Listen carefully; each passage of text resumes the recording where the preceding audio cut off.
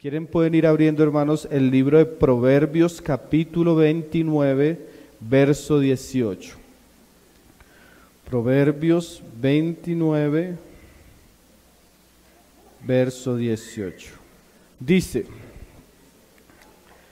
sin profecía el pueblo se desenfrena, mas el que guarda la ley es bienaventurado.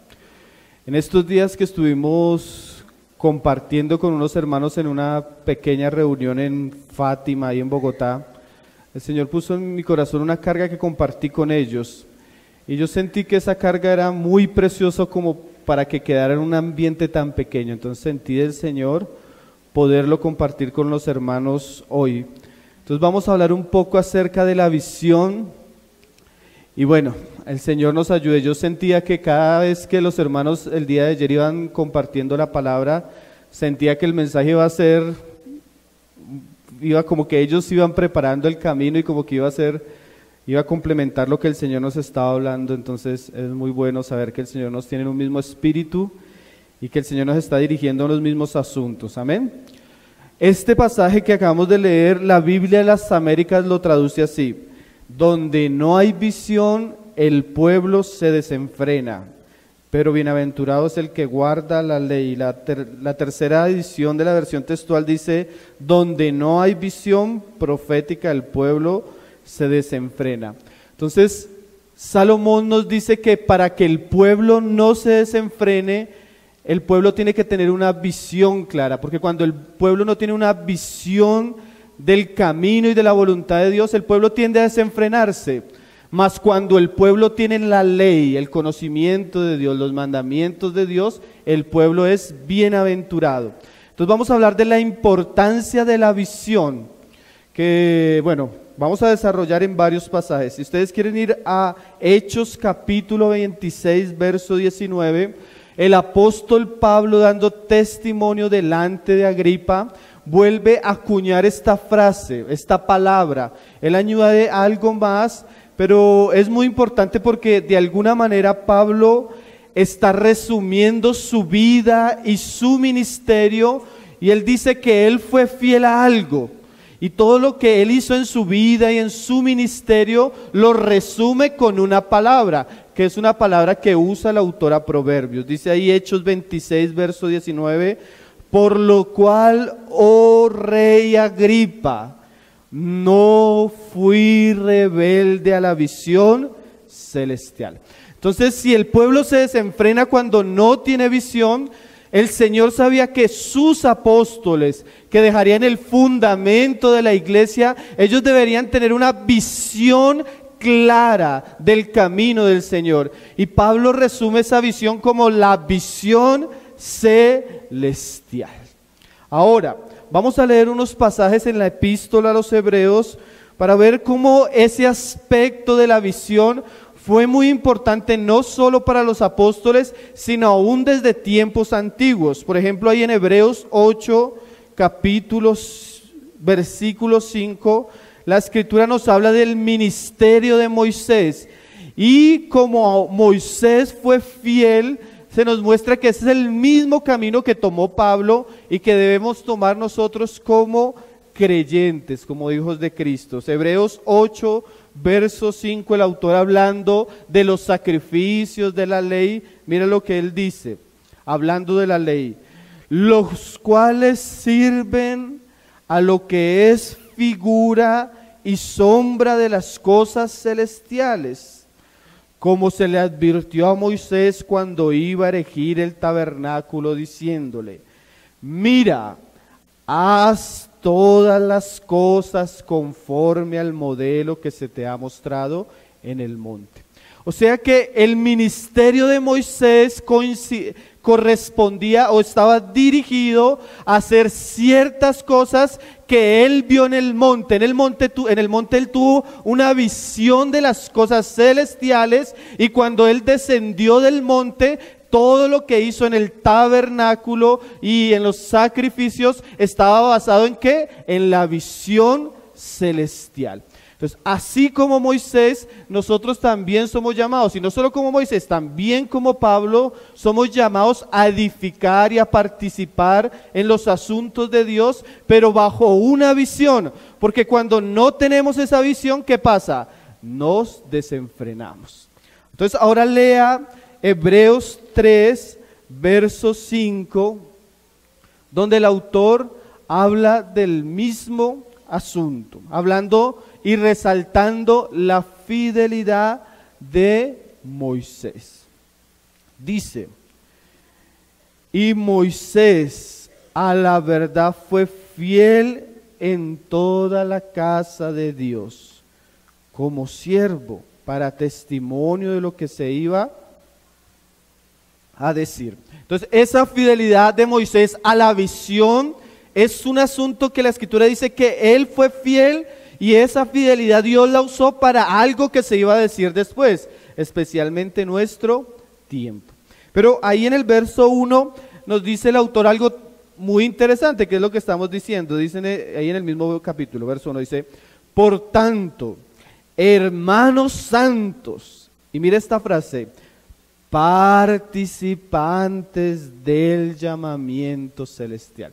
Entonces, así como Dios involucró a Moisés, le dio una visión y le permitió participar de eso en su generación, y tiempo después de Cristo, viene Pablo, y Pablo también se le concede participar de este llamamiento celestial, a tal punto que Pablo dice que él fue fiel, o sea, él no fue rebelde a esa visión celestial.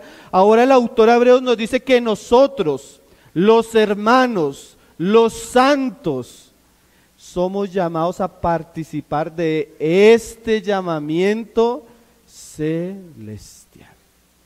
Entonces es muy importante que como iglesia conozcamos cuál es la visión celestial, cuál es el llamamiento al cual Dios nos ha llamado a participar. Cuando uno usa la palabra visión, es una palabra muy acuñada en nuestra generación. Entonces, ¿cuál es la visión de tu iglesia? Entonces, muchos hermanos dicen, la visión de nuestra iglesia son las misiones, la visión de nuestra iglesia son las iglesias en la casa, la visión de nuestra iglesia es esto y esto. Entonces, ¿cuál es nuestra visión?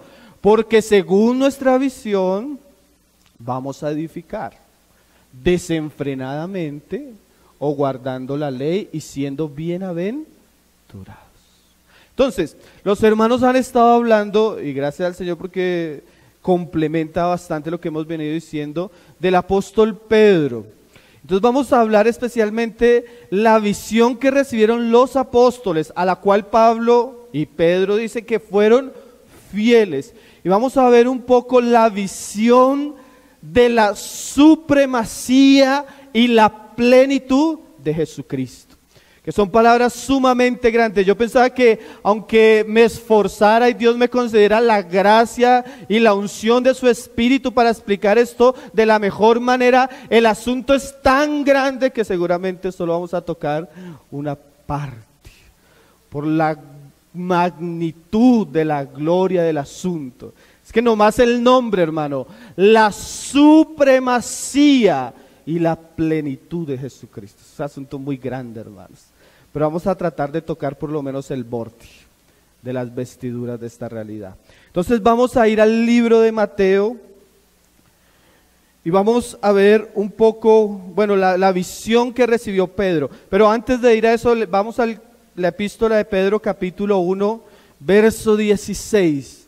Y vamos a darnos cuenta que la visión de Pedro, como la visión de Pablo, no eran asuntos como tal, como lo fueron en el tiempo de Moisés. Moisés se le mostró esto, se le mostró esto, se le mostró esto, pero la visión que estos hombres recibieron es mucho más gloriosa, los hombres del Nuevo Testamento, especialmente los apóstoles. Miren lo que dice Pedro 1:16, hablando de esta visión: porque no hemos dado a conocer el poder y la venida de nuestro Señor Jesucristo siguiendo fábulas artificiosas. O sea que lo que Pablo o lo que Pedro iba a anunciar no era algo que ellos se habían inventado, no era una fábula que ellos habían creado, sino que la visión que ellos habían visto y la cual los había mantenido y la cual los había llevado a ser fieles aún hasta la muerte, era algo mayor. ¿Qué era esto mayor? Mira lo que dice Pedro. Sino como habiendo visto, visión. ¿Pero qué fue lo que vieron los apóstoles?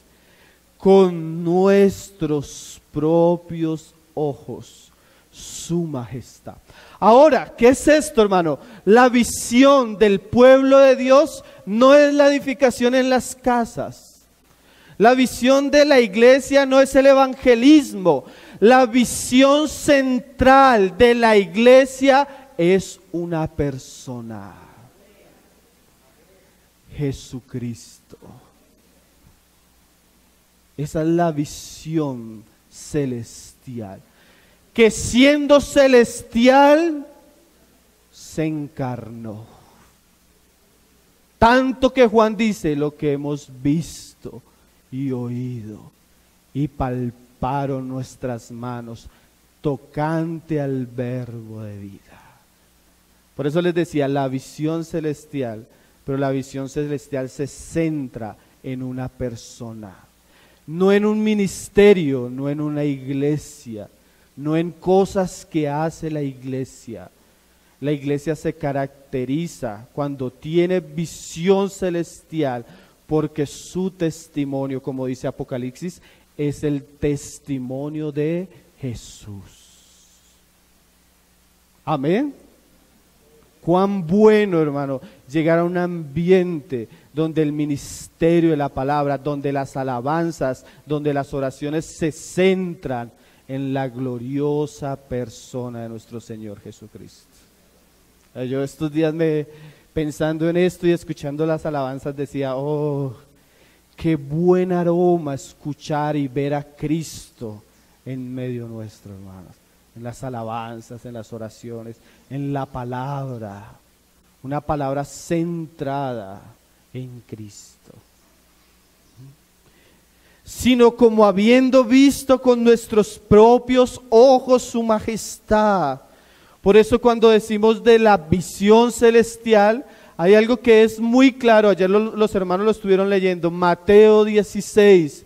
¿Cuál es el centro o la roca sobre la cual se va a edificar la iglesia? ¿Quién soy yo?, dice Jesús. ¿Qué dicen los hombres de mí? Esa revelación es la roca, o como dijo Pedro más adelante, la piedra principal. Mas el verso siguiente muestra una terrible realidad de nuestra generación. No solo la generación de los apóstoles y de los judíos, la piedra principal que desecharon los edificadores.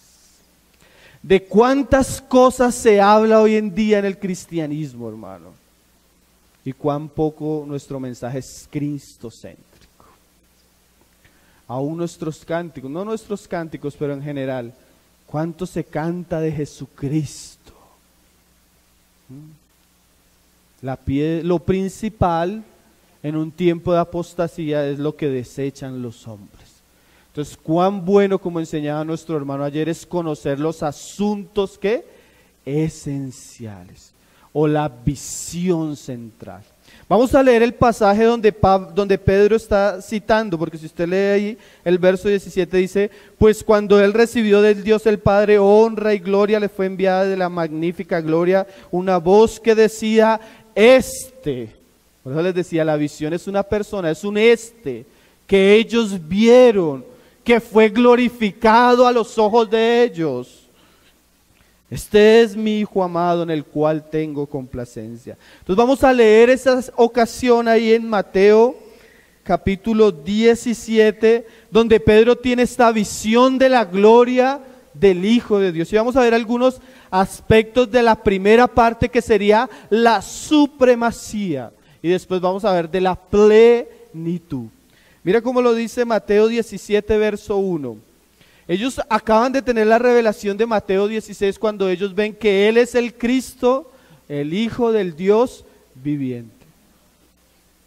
Pero como Dios sabía que el corazón de sus discípulos necesitaba afirmar y confirmar ciertas verdades. Ahora, después de esa gran revelación que recibe Pedro del Padre, el Señor lleva a sus discípulos, especialmente a Pedro, a Jacobo y a Juan, al monte. Y ellos van a tener una visión que realmente lo que va a hacer es resaltar lo que ellos ya habían visto. Porque a veces nosotros precisamos ver y ser afirmados en aquellas verdades que hemos conocido.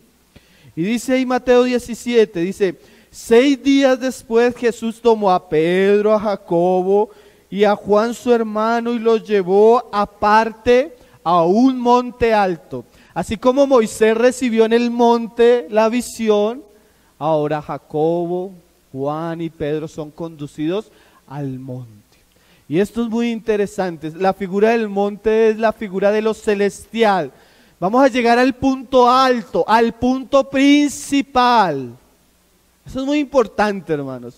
A la esencia del asunto. Y cuando Jesús está en el monte con sus discípulos, ¿qué sucede? Dice: y se transfiguró delante de ellos. ¿Se acuerda que dice Pedro? No hemos anunciado como fábulas artificiales, sino que nosotros mismos vimos su gloria. O sea que Dios en su voluntad permitió que el Hijo del Hombre, nuestro Señor Jesucristo en carne, fuera glorificado para que ellos tuvieran una visión clara de quién era el que estaba delante de ellos. Y mira lo que sucede. Y resplandeció su rostro como el sol, y sus vestidos se hicieron blancos como la luz. Y he aquí les aparecieron Moisés y Elías hablando con él. Entonces Pedro dijo a Jesús: Señor, bueno es para nosotros que estemos aquí. Si quieres, hagamos aquí 3 enramadas, una para ti, otra para Moisés y otra para Elías. Entonces mire la visión. Jesús se transfigura delante de sus apóstoles y la primera parte de la situación es que aparece Moisés y Elías.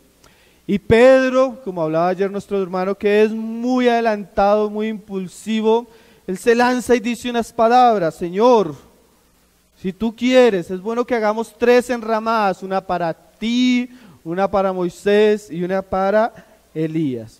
Cualquiera que conozca el contexto judío y la tradición judía, sabía que para los judíos el personaje principal de la ley pues era Moisés, y el profeta entre los profetas era Elías.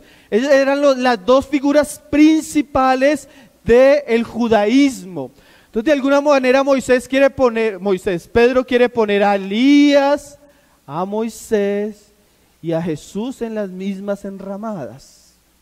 Y ahí comienza un poco lo que estamos hablando: supremacía. Porque cuando hablamos de supremacía, usted no puede poner a Jesús con los profetas. Ni siquiera puede poner a Jesús con Moisés. Es más, ni siquiera puede poner a Jesús con los ángeles. Porque dice Hebreos: este fue hecho mayor que los ángeles. Y su ministerio superior al de Moisés, superior al de Josué y superior al de los profetas. Es más, lo que hacía Moisés y los que hacían los profetas era anunciar el nacimiento de él. Explica más adelante Jesús. Pero mire esta escena, hermano. Está Jesús, está Moisés y Elías, que representa la antigüedad, pero también está Pedro, Juan y Jacobo, que representa el futuro. ¿Sí? Sobre ellos iba a caer el encargo. Por un lado están los ministros antiguos del antiguo pacto, y por el otro lado están los ministros del nuevo pacto. Pero mira lo que dice el Padre, y aquí es donde vamos a resaltar el asunto de supremacía, hermanos.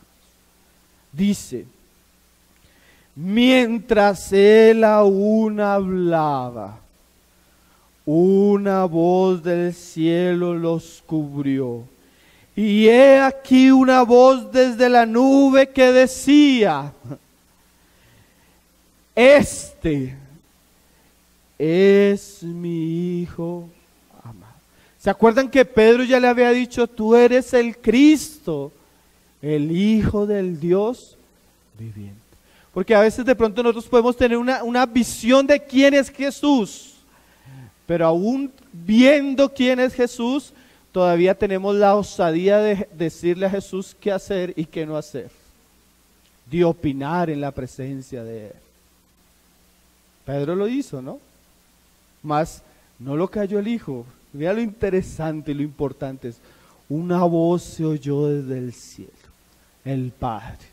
¿Qué va a decirle el Padre? Este es mi Hijo, en quien tengo complacencia. Y mira esta frase: a Él oíd.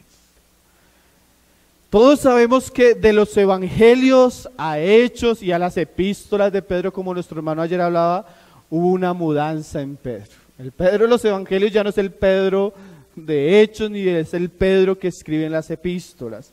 Pero ¿qué mudó a Pedro?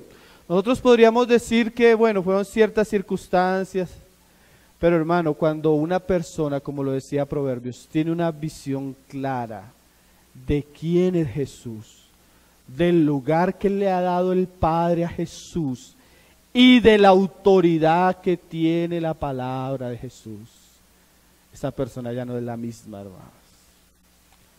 Cuando Dios nos calla, nos hace a un lado y nos muestra que el camino no somos nosotros, sino el camino es un y su palabra.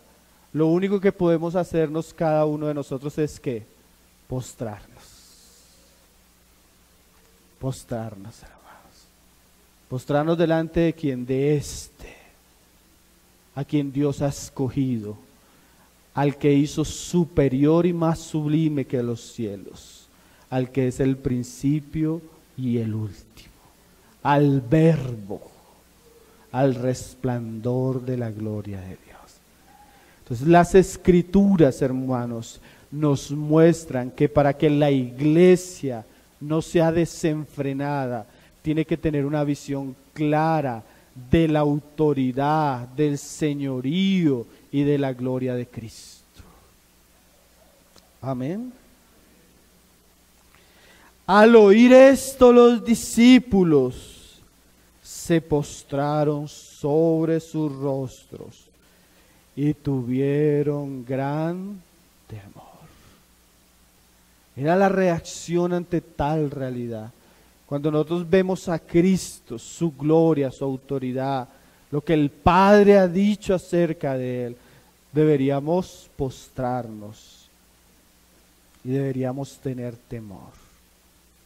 Qué gran responsabilidad, por ejemplo acá, nosotros hablando en nombre del Señor.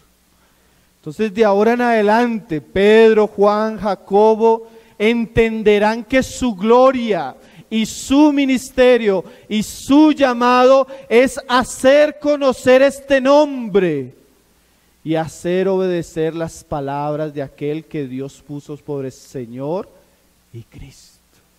Y esto es muy cierto, hermano. Nuestra gloria no será nuestro fruto. Nuestra gloria será que los hombres conozcan a Jesucristo y conociéndole le obedezcan en todo. Y conociéndole se postren delante de Él. Esa es nuestra visión y llamamiento, hermanos. Qué precioso, ¿no, hermano? Esa es la visión de la iglesia. No es la visión de las iglesias en la casa, hermano. Sino es la visión de Cristo y el señorío de Cristo, poniendo todas las cosas a sus pies. Ahora, yo quiero, porque cuando estaba meditando en el asunto, sentí que en alguna manera cuando he compartido otras veces estos asuntos he tenido un punto de desequilibrio. Pero cuando uno ve la visión de Cristo de supremacía, hay un asunto, como les decía, que que es compatible y que es necesario resaltarlo, y es también plenitud. Y vamos a resaltar eso ahora. Vamos a leer un pasaje ahí en Efesios capítulo 1, verso 19. Efesios 1, verso 19. Pablo en esta epístola, como los hermanos lo han dicho, es una epístola sumamente profunda, rica, hermano. Yo he leído libros y comentarios de solo el capítulo 1 y uno dice, wow, lo que Pablo habla acá es sumamente profundo. Mira lo que viene diciendo Pablo, dice en el 19, hablando de la resurrección por el Espíritu, dice: y la cual la supereminente grandeza de su poder para nosotros los que creemos, según la operación del poder de su fuerza, la cual operó en Cristo resucitándole de los muertos y sentándole a su diestra en los lugares celestiales, sobre todo principado. Ahí usted va a ¿qué? Supremacía. Cristo fue sentado, pero sobre todo principado y autoridad y poder y señorío, y sobre todo nombre que se nombra. No solo en este siglo, sino también en el venidero. Mira lo que Pablo está hablando. Pablo está hablando de la grandeza y de la supremacía de Jesucristo. Y sometió todas las cosas bajo sus pies. Y ahora, acuérdese, hermano, primero que supremacía y ahora plenitud.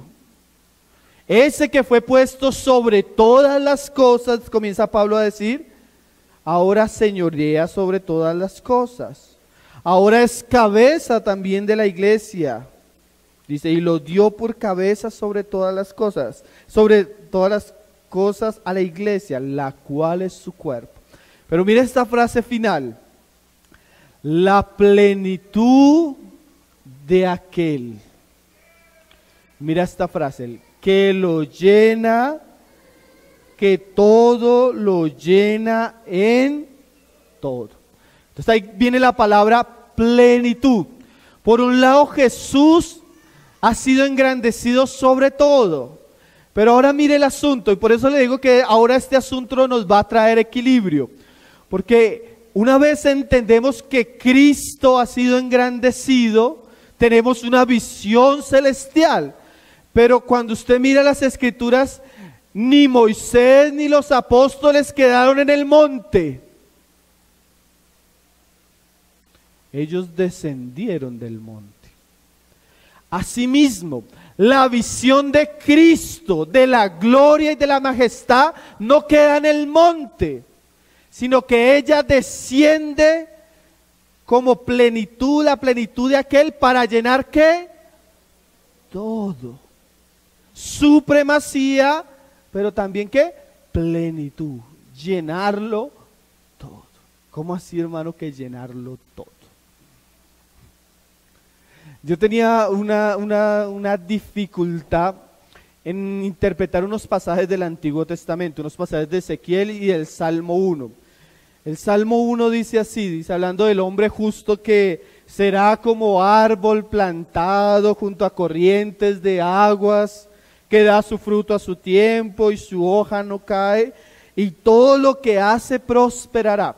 Yo tenía una dificultad porque es muy fácil entender cuáles son las aguas, cuáles son los árboles, o el árbol que es Cristo, las aguas, la vida, el Espíritu. Y no tenían dificultad en entender que ese árbol diera su fruto a su tiempo. Pero siempre que estudiaba el pasaje, yo pensaba, ¿qué serán las hojas? ¿Qué serán las hojas? Y yo leía y lo evadía cuando a veces predicaba, porque no entendía qué eran las hojas. Pero en estos días, leyendo un libro del hermano J.C. Ryle, el hermano hablando de otro asunto, tocó el tema y fue como un chispazo de luz. Y el hermano decía, hablando de otros asuntos, pero hablaba del árbol. El hermano decía que cuando las hojas de un árbol comienzan a secarse y a morir, comienza a mostrar que el árbol está sufriendo sequedad o muerte. Lo primero que se seca no es la raíz, no es el tronco, sino son las hojas. Ahora, ¿por qué lo estoy diciendo? Sígame bien la idea, hermano. Si nosotros creemos que Jesús es la vid verdadera, nosotros los pámpanos, que debemos dar fruto. ¿Por qué Dios incluye las hojas? ¿Por qué, hermano? Porque Cristo es suficiente no solo para llenar unos asuntos, sino la vida de Cristo lo llena todo. Ahora, mira lo que decía el hermano J. Serrail en este asunto. Si el cristiano descuida los pequeños asuntos de su vida, él está mostrando que Jesús, que es la plenitud, no lo llena todo. Por ejemplo, si usted descuida su vida de oración y su vida de oración se seca, usted está mostrando que usted se ha desvinculado de aquel que lo es todo y lo llena todo. Entonces, la visión de la grandeza y la plenitud de Cristo que recibimos en el monte, debemos traerla y aplicarla a todas las cosas. Porque o si no es una visión errada. La visión sirve para trazar el camino por el cual debemos andar. Usted no vio que Pedro quedó en el monte. Pedro fue impactado en el monte, pero salió, bajó del monte y vivió una vida conforme a esa visión, donde Cristo lo debería llenar todo. Hermano, solo, mire el asunto, hermano. Y yo por eso les decía que esto nos trae equilibrio. Nomás mire el asunto en la epístola a los Efesios. Así yo dije, pudiéramos hacerlo con cualquier libro del Nuevo Testamento, con los evangelios, con Apocalipsis, pero solo vamos a hacer un pequeño ejercicio para que usted vea cómo la visión de la gloria y de la autoridad de Cristo, la plenitud de Cristo, se aplica a todos los aspectos de la vida. Por ejemplo, abra la epístola a los Efesios, que ahí fue donde leímos, la tiene abierta. Efesios 2, desde el verso 1. Vamos a los títulos que tiene Reina Valera ahí en su Biblia. Salvos por gracia. Entonces la visión de Cristo glorificado no llevó a los apóstoles a quedarse en la visión, sino que ellos bajaron del monte y fueron llamados a predicar el evangelio por gracia. Entonces eso es que Cristo y su plenitud en el evangelio. ¿Sí lo está entendiendo? Gloria al Señor, Él ha sido glorificado. Gloria al Señor, su palabra es la autoridad suprema. Ahora, ¿qué debemos hacer? Salid y predicar eso, hermano. Porque esa gloria, esa visión debe llevarnos a dar testimonio donde Dios nos ha puesto. ¿Sí lo está entendiendo, hermano? La plenitud llenándolo. Porque, hermanos, la visión celestial no es pasiva. Fue el motor que sostuvo el ministerio de estos hombres, hermano. Era lo tremendo, ¿no? Efesios 2, desde el verso 11. Reconciliar por medio de la cruz. Ese evangelio que ellos iban a predicar era tan pleno que no solo era para judíos, era también para gentiles. Y por medio de la plenitud de Cristo, ¿qué? Reconciliar a los dos pueblos y hacerlo uno. Porque por eso era que el vaso de Israel no podía contener toda la gloria del Mesías. Porque la gloria del Mesías llenaría toda la tierra. ¿Sí lo está entendiendo, hermanos? Eso es fácil de creer. Ahora, Efesios 4. La plenitud de Cristo en su cuerpo, en el Espíritu, llevando a todo este pueblo, no solo a anunciar las riquezas de la gloria de Cristo, sino llevando a ese pueblo a vivir y a ser solícito en la unidad del cuerpo de Cristo. O sea, no somos personas que estamos predicando independientemente un Señor. Además de que la plenitud de Cristo nos lleva a predicarlo, nos lleva a buscarnos unos a los otros, a amarnos, a soportarnos y a buscar la unidad. ¿Sí? La gloria de Cristo como única cabeza nos lleva a ejercitarnos en ser un solo cuerpo. Cristo llenando la comunión. ¿Sí lo está viendo, hermanos? Porque a veces muchos que hablan de visión, cuando bajan del monte, bajan a dividirse. Bajan a contender los unos a los otros. Bajan a fragmentar el cuerpo de Cristo. Y aún dicen que son de Cristo, dice 1 Corintios 3. La visión, hermano, de Cristo como cabeza nos lleva a buscar la unidad. Usted ve a Cristo llenándolo todo. O sea, Cristo no solo la visión, Cristo en la comunión, Cristo en la iglesia, Cristo en los ministerios. El mismo que descendió es el mismo que ascendió. Y a unos puso esto y a uno, ¿qué es eso?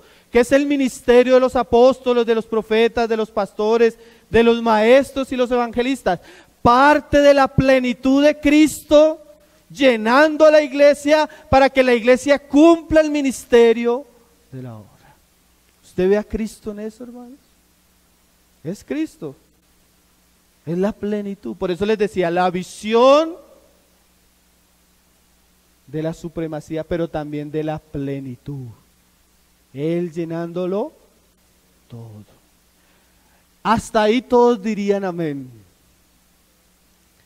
Pero mire que digamos, comenzamos con el árbol, el tronco, las ramas, el fruto, pero también en la epístola usted encuentra hojas, hermano.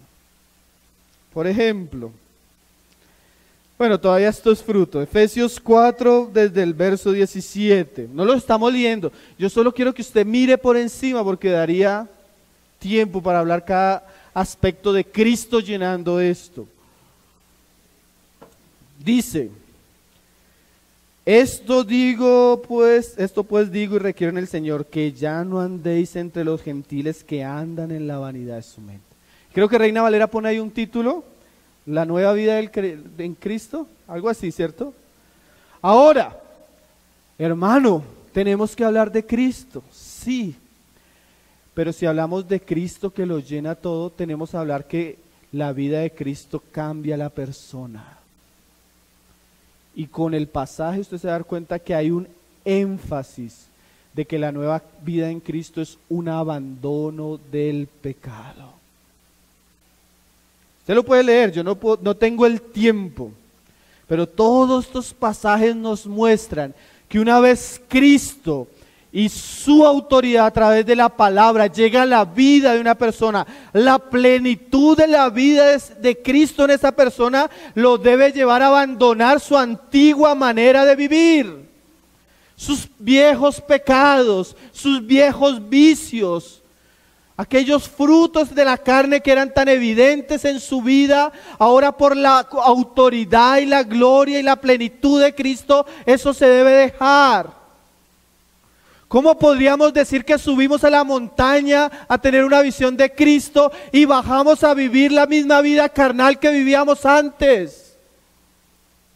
Eso es contradictorio, hermanos. Cristo llena la ley del espíritu de vida, dice Pablo. ¿No es así? No es así la supremacía de Cristo, pero ahora Él en plenitud llenándonos y ayudándonos. Efesios 4:22. En cuanto a la pasada manera de vivir, despojados del viejo hombre. No solo la relación con nuestro viejo hombre, sino nuestra relación aún con el mundo. Efesios 5, verso 7. No seáis pues partícipes con ellos Hermano, ¿por qué habla tanto del pecado y por qué habla tanto del mundo? Porque es que si usted tiene la plenitud de Cristo, ¿cómo se va a saciar con las inmundicias del mundo? Si es que Cristo sacia nuestra alma, nuestros deseos, nuestros anhelos, ¿por qué tenemos que ir al basurero del mundo a comer los desperdicios que Satanás le da a los perdidos? Si Moisés tenía que cubrir su rostro, porque era tanto la gloria que él veía en el monte que esa gloria bajaba con él. Imagínese Moisés con toda esa gloria bajando a ver el partido de Israel contra Canaán.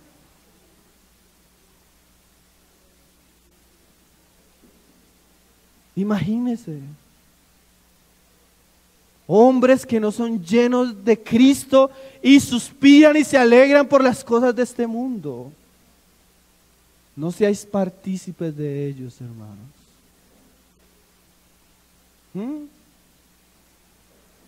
Ahora muchos dirán amén hasta ahí, pero sigue, hermano. Y solo la epístola de Efesios 5, solo Efesios. Efesios 5, 22. La familia. Por eso les decía que muchos van a decir amén hasta ahí. Yo conocí a Cristo, el amor de Cristo, la autoridad de Cristo. Sí, hermana, ¿usted conoció eso? Ahora cuando baje el monte, ¿usted qué debe hacer? Mira lo que dice Pablo. Las casadas estén sujetas a sus propios maridos. Usted conoció la autoridad de Cristo. ¿Sí? Entonces cuando usted baje con la plenitud de Cristo, usted va, como dice el pasaje, va a buscar honrar a su esposo como a Cristo. Hermano, entonces ¿por qué hablan tanto de la familia, del matrimonio? Porque eso habla de aspectos que Cristo quiere llenar. No que Él es la plenitud que lo llena todo en todo. Y eso que si usted entra a Corintios, hermano, capítulos completos. ¿Qué haciendo Pablo? Dejando que la plenitud de Cristo llene a todos los aspectos. Yo decía, el asunto es tan escandaloso que Pedro más adelante entra al mismo lecho conyugal del matrimonio. ¿Sí lo han leído? Vuestro lecho sea sin mácula, sin mancilla, porque a los fornicarios y a los adúlteros. ¿Qué es eso, hermanos? La visión de Cristo, como les decía, la plenitud de Cristo llega a mi vida, llega a mi ser, transforma mi vida, transforma mi familia, transforma mi relación con mi esposa, la relación de ella conmigo. ¿No? Así dice la Escritura. Sí que les decía que esto no a muchos van a decir, ¿no? Vamos a dejar de esto como las hojas. Pero en el árbol bueno ni las hojas se caen. ¿Por qué hay tantos matrimonios cayéndose? Porque hemos traído poco de la gloria de Cristo, de la palabra de Cristo a los hogares, cuando la misma Escritura lo hace. Ustedes tienen que disculparme, pero yo no escribí la epístola a los Efesios, hermano. Yo no la escribí, hermano. Si no les gusta esa parte, pero yo no la escribí, hermano. Eso es parte de lo que Cristo quiere llenar. No solo para las mujeres, para los hombres también, mire. 25, maridos, amad a vuestras mujeres. ¿Cómo? Como Cristo. ¿Sí ve la visión? ¿Sí ve al Señor? El peligro, hermano, y esto es muy importante, es tratar estos asuntos sin vincularlos a aquel que lo llena todo.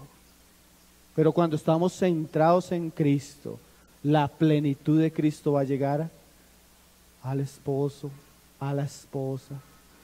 No solo eso, mire, sigue. Efesios 6, verso 1. hijos. A los hijos, hermano. La plenitud de Cristo también llega a los hijos. ¿Qué dice para los hijos? Hijos, obedecer en el Señor a vuestros padres. Eso es autoridad, ¿cierto? ¿Y de dónde proviene toda autoridad? De Cristo. Es cuando enseñamos aún a nuestros jóvenes, a nuestros hijos, a respetar a sus padres. No es solo porque le estemos quitando un problema a usted de la cabeza como papá, sino que si ellos desde pequeños aprenden a estar bajo autoridad, va a ser una generación que no va a vivir en rebeldía ni en disolución. Pero si por ejemplo usted le dice a su hijo, siéntese al lado mío, y su hijo no es capaz de sentarse, y lo irrespeta a usted, y respeta a la iglesia, y respeta la reunión, y usted no puede controlar a ese muchacho, ¿cómo le va a hablar usted de la autoridad de Cristo? Si usted como padre no es autoridad.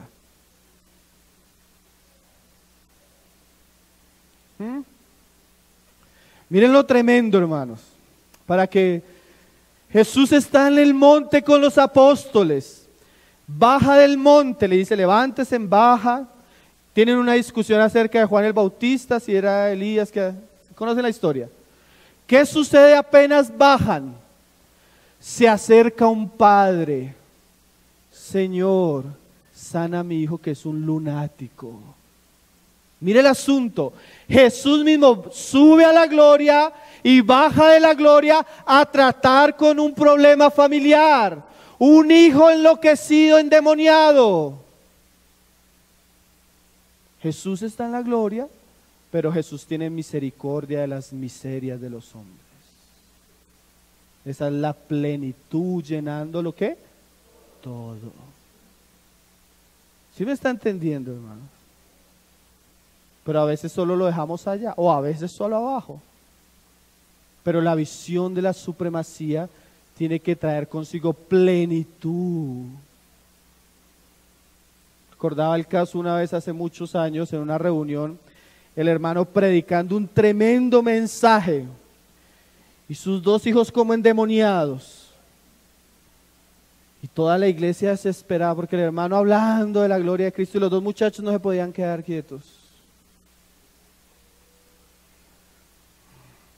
Hay que traer la gloria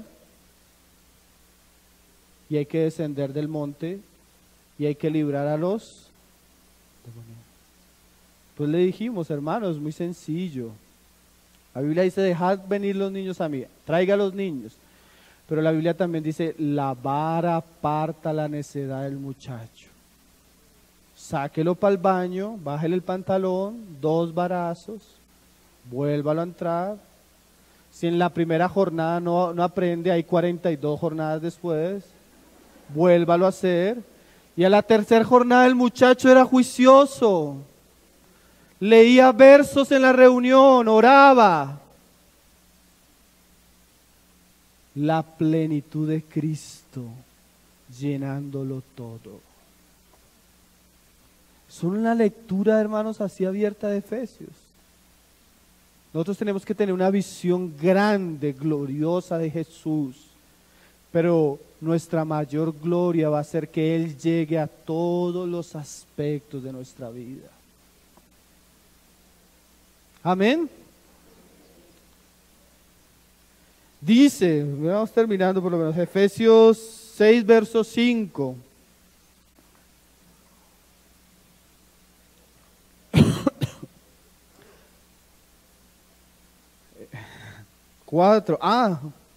Cuatro.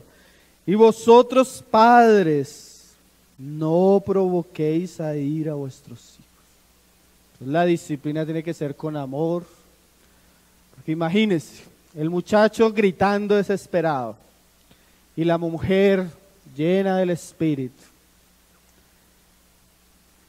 Este muchacho me está enloqueciendo. Gritos, golpes, insultos. ¿Qué obediencia va a producir eso, hermano? Eso no produce obediencia, eso produce ira. Usted no tiene que desesperarse, hermana, ni hermano. A la primera, usted lo mira, le habla. Si no lo obedece, le dice, lo mira, lo saca, lo sienta en la cama, abre la Biblia, le explica por qué lo va a corregir, lo voltea ahí. Después de que llore, le vuelve a explicar y oran juntos.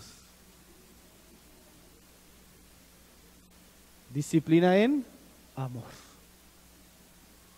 Pero para eso necesitamos ser llenos del Espíritu, llenos de Cristo.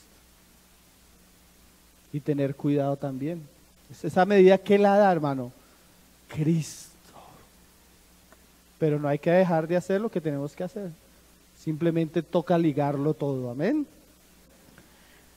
Vamos terminando, dice, siervos, ahí en el 5, hasta en el trabajo, hermano. Usted ya no puede trabajar de la misma manera, hermano. Si usted ha visto a Cristo, ya usted no tiene aspectos de su vida secular. Aún lo secular es glorioso. Tanto que Pablo dice, sea que esto, hasta que comáis, hacedlo para la gloria de Dios. Hermano, usted no tiene que llegar a ser un predicador para disfrutar de la plenitud y de la sujeción a Cristo, donde Dios lo ha puesto a trabajar, hermano. Si usted es un buen trabajador, si usted respeta a sus jefes, si usted cumple los horarios, si usted es honesto, eso es Cristo en usted como siervo. Y también como amo, porque no solo le habla a los siervos, también ¿qué? A los amos, dice en el 9, y vosotros amos, haced con ellos lo mismo. Entonces, ¿qué es esto, hermano? La visión de la gloria del Señor, llenándolo todo. El Señor nos da una visión equilibrada. Terminamos leyendo un pasaje, hermanos. Isaías 6. Isaías 6. Un pasaje que los hermanos usan mucho hablando de visión celestial. El hermano Austin Esparza escribió un libro, hermanos. Es muy bueno. Si usted tiene la oportunidad, léalo, hermano. Enfatizando en estos pasajes. Y mire la visión que tiene Isaías en el tiempo del rey Usías. Dice, Isaías 6, verso 1, en el año que murió el rey Usías, vi yo al Señor sentado sobre un trono alto y sublime. Esa es la primera parte. La grandeza, la supremacía de aquel que está en el trono. Pero no solo queda ahí, mira lo que dice el pasaje. Y sus faldas, que son una figura de las vestiduras del rey que está sentado en el trono. ¿Qué hacen sus faldas? Y sus faldas llenaban, ¿qué? El templo. Por eso yo les decía, hermanos, aunque a veces pareciera molesto, vamos a poner cuidado de los niños. Porque es que Jesús no solo está aquí en el púlpito, en la predicación, no solo está en las primeras sillas, todo, hermanos, nuestra comunión, cuando comemos, cuando salimos, lo que hablamos, las faldas del rey lo llenan todo. No hay un asunto que no sea de valor, hermano. Cuando todos los centramos en Cristo, todo es precioso. Amén. Mira cómo cantan los querubines. Ahí en el 3. Y el uno daba a otro voces diciendo, Santo, Santo, Santo, Jehová de los ejércitos. Y ellos hubieran podido decir, Israel está lleno de la gloria de Jehová. No, hermano.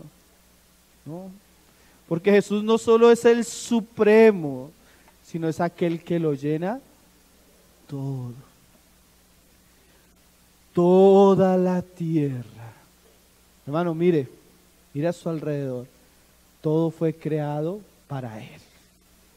Ese árbol, esa fruta habla algo de la gloria de Él. Algo de su poder, algo de su deidad. Todo, hermano, todo fue creado para Él. Toda la tierra está llena de su gloria. Finalizo, hermano. Estos días han sido preciosos porque hemos tenido como si el Señor nos estuviera subiendo al monte y nos estuviera dando una vez más una visión más clara, más nítida de Cristo y de su autoridad, de su supremacía. Pero ahora que vamos a bajar del monte, ahora que usted vuelve a su ciudad, ahora que usted vuelve a su país, sea la circunstancia suya, familiar, de la nación, de la iglesia local, ahora usted debe buscar es que Jesús llene todo. Amén. Señor nos ayude, hermanos. Vamos a ponernos en pie y vamos a dar gracias al Señor. Oh Señor.